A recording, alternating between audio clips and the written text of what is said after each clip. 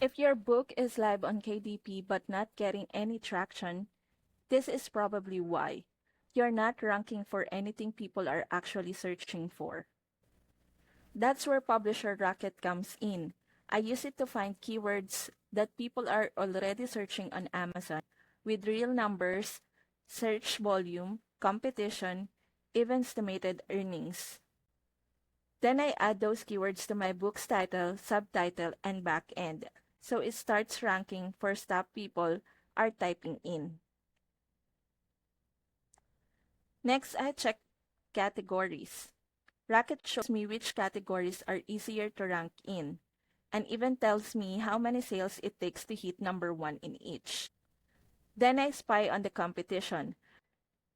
There's a tool in there that shows what other books are doing right and what keywords they're ranking for.